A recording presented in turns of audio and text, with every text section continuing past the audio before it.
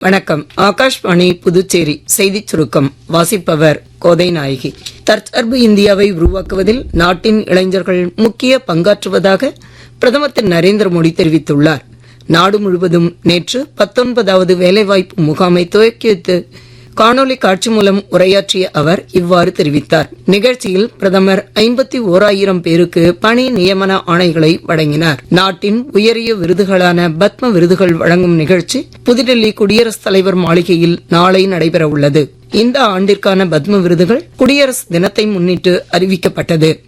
அதன்படி 5 பத்ம விபூஷன், 13 பத்ம பூஷன் மற்றும் 113 பத்மஸ்ரீ விருதுகள் வழங்கப்பட உள்ளன. மகாராஷ்டிர மாநிலம் ஷீரடியில் உள்ள தொழிற்பேட்டையில் நிறுவப்பட்ட பீரங்கி ஷெல் உற்பத்தி ஆலையை பாதுகாப்புத்துறை அமைச்சர் திரு ராஜ்நாத் சிங் நேற்று திறந்து வைத்தார்.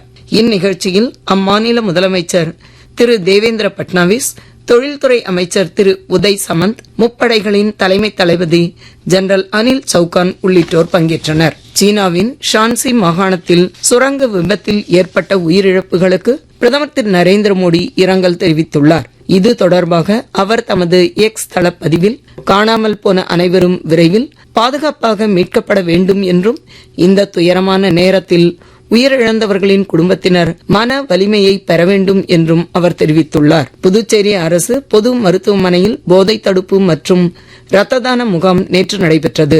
அரசு பொது மருத்துவமனை மற்றும் காவல்துறை சார்பில் நடைபெற்ற இந்த விழிப்புணர்வு நிகழ்ச்சியில் காவல்துறை தலைவர் திரு குமார் குஷ்வா, மருத்துவ கண்காணிப்பாளர் டாக்டர் ரங்கநாதன், துணை மருத்துவ அதிகாரி டாக்டர் டயானா ஷீலா உள்ளிட்டோர் பங்கேற்றனர். இத்துடன் இந்த செய்திச் சுருக்கம் நிறைவு பெறுகிறது.